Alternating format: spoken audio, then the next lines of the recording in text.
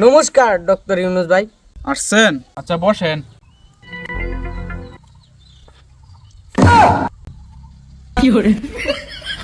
Doctor Yunus भाई, भारत बांग्लादेश के लिए द्विपक्षीय आलोचना करने आया हूँ।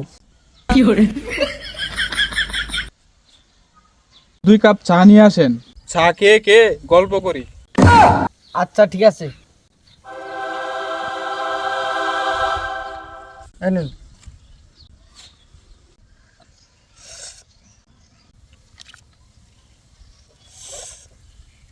আরে মোদিজি, আপনি তো অনেক ভালো চা মারতে পারেন, চার ব্যবসাটা ছেড়ে দিলেন কেন?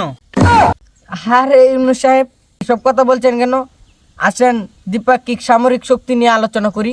ইউনুস ভাই, ইদানিং দেখছি পাকিস্তান এবং চায়না থেকে আপনারা অস্ত্র বস্ত্র অনেক কিছু আপনারা সংগ্রহ করছেন। এসব কিন্তু আমরা ভারত ভালো চোখে দেখছি না। বিশেষ করে আপনাদের বাংলাদেশের সাথে ভারতবর্ষের কিন্তু একটা চুক্তি ছিল, আপনারা কখনো যদি যুদ্ধে জড়িয়ে পড়েন ভারতবর্ষ কিন্তু আপনাদের পূর্ণ সহযোগিতা করবে, সেটা মনে হয় ভুলে গেছেন।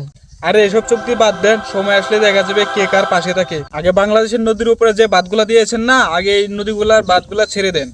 প্রকৃতির উপর যে কোনো নিয়ন্ত্রণ আনতে পারবেন না, ওই চিন্তা করেন। আচ্ছা ইউনুস ভাই, দেখছি। আচ্ছা একটু সময় লাগবে, ব্যবসা বাণিজ্যটা একটু স্বাভাবিক করেন। আর কোনো অজুহাত নয়, আপনারা যদি তিস্তা নদীর বান্না ছেড়ে দেন তাহলে পাকিস্তানি মিসাইল দিয়ে আপনাদেরকে উড়িয়ে দেব। আচ্ছা ইউনুস ভাই, আমার একটু হাগু পেয়েছি, হাগুটা একটু সেরে আসি।